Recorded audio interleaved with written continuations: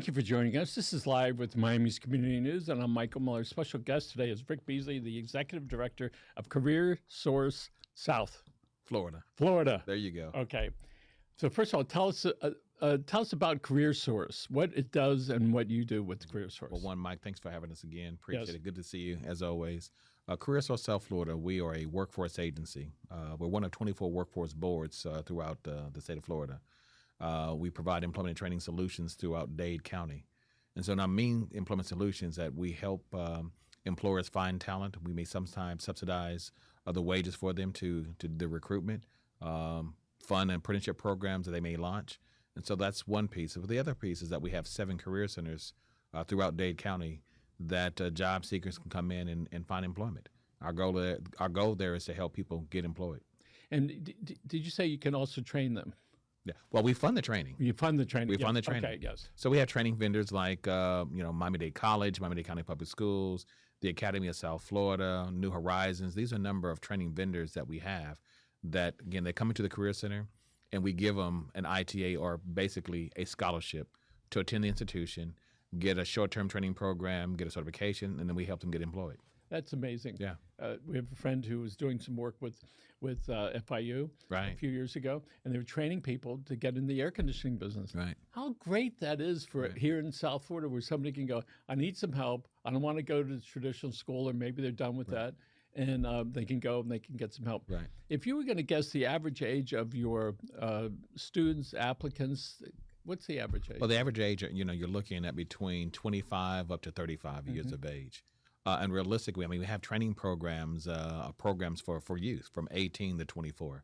And so, again, it's going to vary, but the average age is between 24 to up to 35. But you mentioned, again, someone going for short-term training. Our role as a workforce board is we want to provide a system that helps individuals who decide to go to college, they can, but there's some folks who decide that they just want to get a short-term program just so they can become mobile, get a job, and get employed. So one of the things we've recognized through these last 5 years, through the pandemic and on the side of it, is that employers have said, I want somebody that can do the job. Right. I don't need a guy with a master's. As a matter of fact, he has a bachelor's, that's fine, but can he do the job? Right. And that doesn't mean a 4-year degree in anything. It means, how do you get trained to do the job? And I look at what we do here, all right? Right. We need people that can perform a task, most of it digital, in that digital arena. And like Alex over here, Alex is running our shows here. Right. Been with us for 2 years. Alex, thank you very much. Thanks, Alex. And when Alex came aboard, I said to him, can you do this? Right. He was showing me some videos on it. I said, just show me that you can do it. I don't even need to look at that. Right. All right. I know you went to school for it, but can you do it? And so that's easier for us as employers when they come to us. We know they've had some training. So tell us, Rick, how did you get into this arena? That's a long story, and we don't have enough time. But I got back in almost 20-some plus years ago. Actually, one of my mentor got appointed as the new director of workforce development for the governor in the state of Missouri. That's where I'm from. And I actually replaced him 2 years later to be the director of workforce. And then I moved here almost 20 years ago, September. Actually, July 1st would be 20 years for me here in South Florida. And what brought you here? This job, to run this workforce agency. At that time, we were called South Florida Workforce. And we changed our name back in 2014 to CareerSource South Florida. So what you do is very giving on your part, to take people from perhaps some despair about their life. What am I going to do? I don't know anything. Right. So what's it like when you see students coming in and you see them with a frown on their face, and then a couple of weeks later they're starting to smile just a little bit? Well, and when they get employed, I would tell you it's about changing people's lives, and that's the one piece about CareerSource. Our goal really is to help employers find talent, but also change the trajectory of that individual. So a quick story that a young lady that we gave scholarships to some years ago when I first got here, she graduated this past May with her law degree. We gave her a scholarship. She got her undergrad degree, her master's, graduated from WashU Law, and she, matter of fact, met me at oh my God, just went blank here, but Eddie Garza with Mexican American Council, their normal graduation. She met me there a couple years back just to tell me that story that she was going to law school. That was in 2021. So she finished in 2023 and so or 24. That's the beauty of what we do. And so when you're seeing how you change the lives of of an individual, but even employers, Bean Automotive, Lori Bean, she's on her third cohort with us. She created an apprenticeship program just to do what you wanted. I need to find talent, and so we saved her, in the tune probably $250,000 just to offset her labor costs. That's impactful. That's what I love. That's why I love what I do. Tell us about your parents. My parents. Well, my father is 89 years of age, military, graduated, got his degree. My grandfather was a sharecropper. So my father was the first one out of his family to get a college degree. Matter of fact, even high school diploma. My mother, So your grandfather. my grandfather was a sharecropper Yeah. on my father's side. Yeah. My grandfather on the other side, if you want to say two different shades of Rick Beasley, I'm the third generation to go to college on my mother's side of the family. My children are the fourth. On my father's side, I'm the second generation. Again, and keep in mind, he grew up in rural Georgia. In 1936 is when he was born, and so again, folks there couldn't graduate from beyond the fifth grade, and so he had to work in the field. But he was the only one in his family to get a high school diploma, but also graduate. And so he instilled in us working for what is ours. And so my brother is a physician in Tulsa, Oklahoma. I do pretty good here. I don't do too bad, but he's always been about service, and so that to us has been instilled in how we grow up. My daughter called me this afternoon because she went to on a field trip and saw CareerSource Broward, and so she called me and said, "Dad, they know who you are." And I said, "Well, yeah, Dad." She said, "I went up and talked to him and said, do you know Rick Beasley?" And they said, "Oh, everybody knows Rick Beasley." And so she said, "Well, that's my father." So, but she realizes it's about service. Yes. And so I take her everywhere we go. It is, to instill working to help someone improve their lives. I love what I do. It's not about the money, but if you have two great parents like I did, my father's still living, my mother's deceased. My mother was educated for 38 years. It is always about service. It's really amazing. And then earlier today, Dr. Tina Carroll Scott, who runs the South Miami Children's Center down the street from her. 20 years ago, she gave up her practice in Bal Harbor. She's a pediatrician, and she came here to help people. And one of the things she taught me, Michael, we're just not treating the baby; it's the family. Exactly. And she refers to them as her families. And she kills me when I tell the story. One of her families was evicted. She went and she got them into a hotel. The two girls, 18, one was got into FIU engineering school, another one there. They were obviously very distraught, but she helped them through that. So what we're seeing is there's so many people that are able to give in this community. And the question is, how do we get people that need it to become aware of it so they can help make a decision? So what is some of your outreach programs? Well, I mean, matter of fact, being on this show today helps us be able to promote what we do. Last year, Michael, we placed 9,000, a little bit over 9,000 folks into jobs. On average, those individuals that we got placed had a 30% increase from their pre-wage to their post-wage. So you're talking about economic mobility. You're able to get them additional resources to help for their families. Tomorrow we have a graduation. We launched a program in culinary for the Agape Center. And Claudio Perez, they run a wonderful program. But for young ladies who've had some run-ins with substance abuse or with the criminal justice system, we launched a program. Tomorrow's a graduation. And we launched another cohort with them. So it's about changing lives. And you can see what we do in terms of the individuals that we're serving. So, Rick, what's it like for you and your staff when you're going to see these people graduating? Maybe the first thing they've ever graduated Exactly. from. So, exactly. Yeah, and I'm sure you can see the smiles on their faces. What does it mean to you and to your staff? Well, for me, again, it's always about changing a life.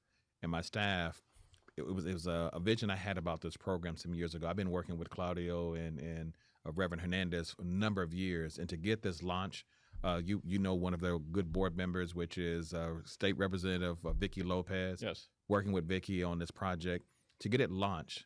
But then, it's like you have a child and you kind of walk away and you want to see it grow. Well, my staff are really taking off with it. Not only are they graduating, but the goal was to have all of them to have a job when they walk across the stage. So it's not about just training. It's about training them, and making sure they have employment. That's what we want to do in this community. Okay, let's talk about the unemployment rate in Miami-Dade County and how that impacts. Right. Up, down, the same. So tell us about that. Well, right now you look at the unemployment rate about 2.3%. And so back in the day, full employment was at 4%, right? So now that number has shifted in terms of what the economists say. For us, that becomes a challenge in terms of talent. The talent supply is very short. And so employers are looking at ways of how do they find talent? How do they grow their business? And that's where we come in. And so the other side switch is that not only you're helping the job seeker, but now you're helping the employer. And so we've launched programs like an apprenticeship program with Bean Automotive, with Jesse Trice, a couple of the programs with Commercial Jet that we've launched to help them grow and build their own talent pool, because they were robbing Peter to pay Paul. Like I said, with Bean Automotive, they were hiring their auto mechanics from other dealerships, which means they're going to do what? They're going to pay them more, which means they're going to offset that cost by charging us more to get our cars fixed. So if she can help build her talent pool, it's a good way of being able to offset her labor costs, saves money, so she doesn't, share that cost with us. So that's a one way I say that we can help build the economy, but also ensure that we're not getting charged out the wazoo by building that talent pool. So what are some of your priorities for this upcoming year? This is it's the middle of February. Exactly. We're at 2025. So tell us about, as we look out through the rest of this year and perhaps the year after that. The biggest piece for us, again, is about how we build a system to help economic mobility, to increase the number of folks who are getting the certifications that we just mentioned, to help them increase their income, which helps improve, the economy. The other piece is how we expand apprenticeship programs, working with the Beacon Council, working with the Greater Miami Chamber of Commerce with Alfred Sanchez, and over at the Greater Miami Chamber of Commerce with Alfred Sanchez, Rod Miller over the Beacon Council. Then you also have Eric Knowles over at Miami-Dade Chamber of Commerce and Joe Chi over at Chemical. We work with them very closely, again, trying to help their membership grow their talent pool. And by doing so, we can able to offset their labor costs. So speaking of talent pool, we have this new thing called IA. It's only new the last 2 years, but obviously it's been in the works for a long time. It's creating lots of opportunities for people that may never have even heard about it. And so we know, I hear the term that there are going to be jobs open as prompters, which means you got to figure out how to talk to chat or whoever it is. And the figures I saw the other day is 75% of people are using chat in one way or another. Right. When we introduced chat to our people here, they were against it. So I had a conversation with one of the professors at Miami-Dade who put together the program out there, the 4-year program in IA. So I asked, if I participate 10% in a story that I've written about me, can I put my name on it? He said, it's an ethical question. How about if I put in 30%? His answer was the same. So let's say I do 80% of it, and I put in all the facts, and chat just puts it into some order that makes sense and puts in some segue words. So Michael, it's just ethical. What's okay with you? I said, but when the president does a speech, he doesn't say, somebody else wrote it, and all these people that are writing books, I know they don't write it, all right? It goes to about 10 hands, all right? But yet their name is on it. So those are some questions that we have in the industry about IA. But what about the future of people that maybe want to go knock on your door? What can you do for the IA arena and perhaps also in the manufacturing business as it's changing? Well, that's a challenge, using technology or the use of technology to enhance our talent pool. IA provides a number of opportunities, but also the challenges. And again, we always assume that everybody has access to technology, and it's not. One of the things that Mayor Cava has launched with Future Ready is to ensure that we have a broadband access for all the citizens in Dade County. We've even wrapped a couple of our mobile units to go out into the community to help expand broadband access to the citizens. Now, that's not a workforce item in terms of I'm training you, but what we're doing is being able to promote digital access. And by promoting digital access, I now are able to help, reskill, retrain. That's where we come in. Mm-hmm. Matter of fact, a couple of weeks, we're going to launch a program called Women in Tech with the city of Miami. They just approved $250,000 for us to match $250,000. We're going to train up to 25 women and actually in IT. And so again, it is how you use technology to build talent. It will become a challenge. And so it is for all of us to ensure we have broadband access, that everyone has a computer in the home or have access to digital, the digital access that we assume that everybody has. But They don't. There's a number of pockets in this community that don't have broadband access. And one of the things we realize in business is you could be a contractor, licensed contractor. You could be doing a roof or the wall or the crown molding Right. or the kitchen or the pool. And just because somebody knows computers doesn't mean they know all of that stuff. Right. Typically, they pick an arena in there. We have a guy that runs cables for us. That's what he does. Exactly. Right? And then we have our computer guy that can hook it up. Then we have the computer guy that fixes the software when we have a problem. Exactly. And we access all of those all the time. So we know that is a big deal, if not today, certainly in the next couple of years. But we see with new inventions, we look at these 3D printers that are out there. All right, and if people haven't seen them, they really need to take a look at these. They're really significant, easy to operate. My 10-year-old grandson has one now, and they come with pre-molds, so you can order this. And it's just, the stuff is unbelievable that it makes, right? And it runs this melted sort of plastic, and it makes what you need. So we know there's machines that are out there, all right? That some probably haven't even been invented yet. But what can somebody look forward to in the manufacturing business, whether it's the machines there or learn how to work on machines? Well, what we saw here, if you compare last year to this year, we lost almost, I think, 1,300 jobs in manufacturing.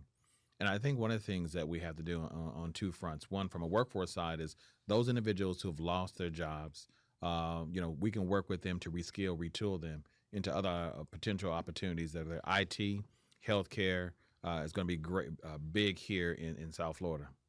The other piece is working with the mayor's office, the Beacon Council, and others to look at how we commercialize patents at the institutions of higher learning, University of Miami, to also FIU, two major tier 1 research institutions. Then you also have the regional institutions that are here. But being able to commercialize those to promote and build. So if you're looking in terms of healthcare, you may have a couple patents there that we can actually do some small manufacturing. That's how we grow. If you look at not Silicon Valley, but the Research Triangle, that really started back in 1950. And so again, we need to see how we can start making investments and building on top of the commercializing the patents that we have in South Florida to get small manufacturing. But from a workforce side, our job is then to retool, reskill those individuals who have lost their jobs. But on the other end is working with the mayor's office with Chesty Francesco for the director of economic development there, as well as again with Rod Miller, to see how we can work with institutions to commercialize the patents to grow those companies in our respective communities. Okay, and lots of people say, this is the only job I've ever had, and I know it really well. But the reality is, jobs move around. Jobs move around, and then skills, move around. Now, I would tell you there's a project we are going to launch that we're meeting with Miami-Dade College on, and it's a project that maybe enables the institution, Miami-Dade College, to give college credit for prior learning. So, Mike, if you've worked in this job, and you've been here a while, but you worked in this job, let's say 20 years, we can work with the college to see how we can get college credit for those years that you have. Because again, not everyone wants to go to college. Not everyone can afford to go to college. But if you've been someone working on the job 20 years, don't have a college degree, we're going to work with the institution, see how we can give you college credit so they can be a short-term certification or degree to move you up to the next level. And how encouraging that is for somebody to say, I've been doing this. Geez, somebody recognized what I've done, pat on the back, say, exactly. Let's get you this next movement because you're going to feel better and want to do new things. Exactly. We know in the old days, I used to think that we were meeting way before 20 years. I said, I'm in the newspaper business. No, I'm in the printing business. No, I'm in the public relations business. Right. No, and I went through all this stuff, but I realized we're in the communication business. Right. And all that other stuff had to occur before we say, okay, how do we communicate with people? And we have different ways. And I think that once everybody can define what they really are about, they can do that job, so much better. So could you tell us about any new certificate programs that you might have coming up? Well, again, this was going to be a big one for us working with Miami-Dade College because it does help us build talent for our community. I don't know if you're aware that the Academic Leaders Council, which is a part of the Opportunity Miami through the Beacon Council, those which is University of Miami, FIU, Barry, St. Thomas, Miami-Dade College, Miami-Dade County Public Schools. They make up the Academic Leaders Council. I hope I got everyone. And FMU. All of them make up the Academic Leaders Council. So they came up with a plan and a goal to have significant number of our residents that have a college degree or degrees of higher learning. Okay, for us, it is important for us to build that. Now, you can do it through your normal channels of going to college. The other piece that, again, I said we're working with Miami-Dade College on is how we give credit for prior learning. Okay, that becomes important because it accelerates that certification process or accelerates the degree. That, to me, is the biggest thing we're going to be working on. Why is it important? Because it helps build economic mobility for families. So, again, using you as an example, if you've been doing it for 20 years but don't have a degree, but that certification gives you an opportunity to apply for a job that makes or pays $10 more or $10,000 more, that helps the family. Yes. Okay, that's what we're looking at. So you're changing perhaps generations when you get the mother, the father, the sister, brother to be able to make a living and feel good about it. And when the little ones are watching us, all right, we know they're looking for the lesson, whether they know it or not. But we know that they're there. And sometimes we forget they're there, but they're always watching. Well, it's funny you say that because I was on a call this morning with Jeffrey King, who is the Chief Operating Officer for the Agape Center, and I shared with him, the graduation. And I said the importance of it is that the children see their mothers graduate. And they see their mothers graduate. They see themselves graduating. And I said, I shared that with him because I said, we did this several years ago with a Women in Tech graduation. I invited the children to come up and be with their mothers. And after the graduation, you saw the kids come up, couldn't say my name right, Mr. Beasley, Mr. Beasley. And they said, well, will you be at our graduation? Wow. Now, I'm probably wouldn't be alive when they graduate, but what was important, they saw themselves graduating. That was the important piece. Yes. And so that's what I mean about the programs we have is not just changing the parent or the participant's life, but their children's lives. And when these students are getting ready to graduate and they hear somebody applauding them, I know how significant that is. Oh, it is. Because I've been on that other end as you have too. It's like, I don't know these people, but I sure am glad I'm here. And these people are recognizing the hard work that goes into that. Not only that, but it's also inspiring to the other young ladies who are in this program, particularly in the Agape Center. I'm sharing this with her. So Jeff and I are talking. He says, you ought to see the momentum of the other individuals who now want to go through the program because they saw their colleagues or their the other residents go through it. I said, really? He said, oh man, when they put on the jackets just to go into the kitchen and to go to the training piece, everyone now wants to go into the program. That's, they see themselves. Keep in mind, these are young ladies who had substance abuse issues or have had some run-ins with the law. They now see themselves a little differently. Think about their children that are there with them. That's, it's heart feeling. But for me, it's just that you're changing some lives there. You're changing the impact. When your staff watches this and they listen to you, I hope that they too get inspired. Oh, I hope so. And they can live that life of being able to give freely to other people. Yeah. So we've got a couple minutes left. And before we do, I'd like you to think about somebody that has helped you along your way. Maybe they're alive, maybe they're not.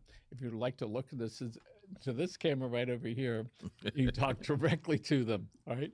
And if you want to say their name, that would be great. I think last time we talked about my father, but this, I had a colleague call me last week to talk about a project we were doing. His name is Clyde McQueen. Clyde is, again, a mentor to me. And a young man that when I first got in the workforce, I always would pick up the phone and call him.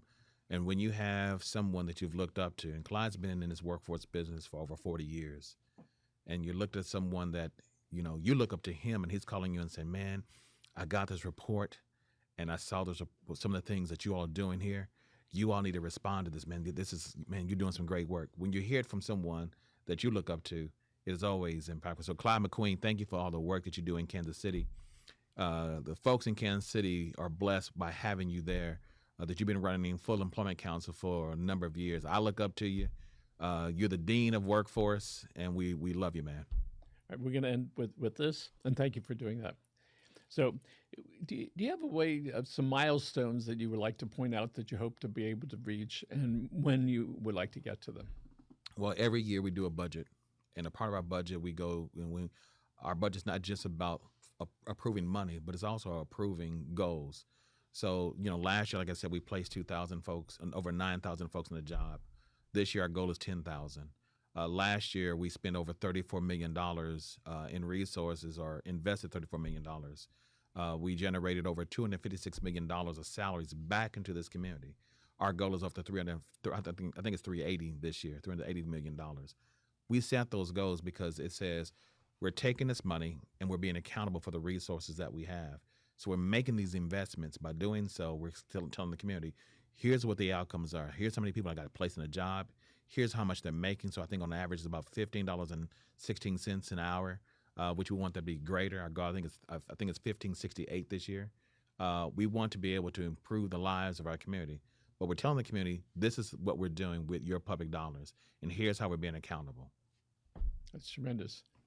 If somebody needs to reach you, they can go on your website. What's your website address? www.CareerSource, all one word, sfl.com, or they can reach me at 305-929-1501. Wow, phone number, got your website, and they can get your email address and send you letters. Exactly. Or even complaints, man. Right. We'll take them so we can make improvements. Okay. All right. Beasley, thank you so much for being Appreciate here. You, man. Doing great work. Again, if you need to reach Rick, you can look him up on the internet, and you'll find him. And he's very accessible. Where am I looking? Right over here. Remember, folks, take care of yourselves and your family, and have a great day. Bye.